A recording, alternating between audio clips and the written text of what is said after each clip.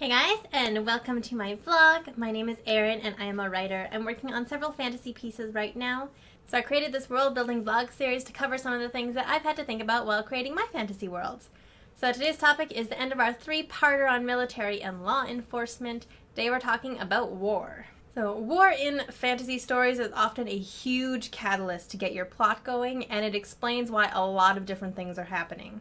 War creates chaos and opportunity, and if you need to seriously shake things up in your world, then plunging it into war is a good way to do that. War is really good for this because not only does it create society-wide conflicts, but you're also creating conflicts between all of the lower divisions of society as well, such as between families and noble houses. Where do the loyalties lie? Now, war has the potential to disrupt all aspects of life. You can run into food shortages, issues with communication and travel, prices might increase. You can also have drafts, which are going to pull people into military service. If you have a war going on in your world, how is it affecting your characters and how do they feel about it? You want to figure out what type of war is happening, and you need to do your research here because there are lots of different varieties. And each one kind of works a little bit differently. Some examples are wars of independence, civil wars, ethnic conflicts, crusades, wars of succession, and invasions.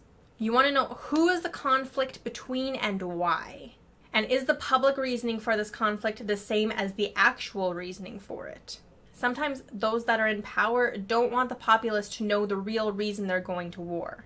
If that's a focus of your story, how does the lack of transparency influence your characters and the decisions that they're making in regards to the conflict?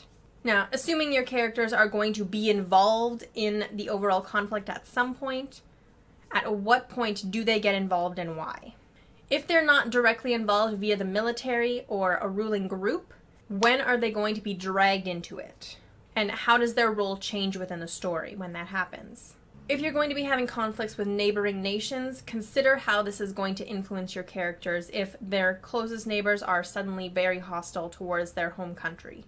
Maybe your main character's favorite food is no longer available because it was an import.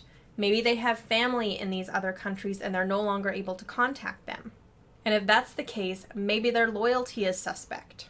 You also need to figure out what the weapons of war are. This is going to depend on the technology levels you've set up, terrain and transport, and whether magic is going to be involved or not. So, cannons might be really good for knocking down walls, but they are also a bitch and a half to transport. If you have rugged terrain or mud or anything, you are not going to be able to get them where they need to go. You need flat terrain or ships. A good way to figure out what type of weaponry is going to be useful is to do some historical research. Find places that are a similar geographic area, go through their history, and find out what they used when they got involved in these conflicts. Also want to make sure that you have at least a vague idea of how this weaponry works, because if you don't, it will be very apparent. You don't have to have an intricate knowledge, but at least a basic understanding is going to be really important. If you're going to be making up an entirely new style of weapon, that's totally fine, but you still need to know how it works if your characters are going to be handling them at any point. Now, once the war is over, figure out what is the aftermath of this conflict. How is your world going to recover? How are your characters going to recover? What are the relations going to be like between the conflicting groups after the war is done? How are wounded soldiers managed and cared for? Are they abandoned? Do they have convalescent homes? Do they have the medical knowledge to help these people? Are families compensated if their loved ones die in battle? If people are losing their homes and livelihoods, is there assistance or are they just kind of shit out of luck?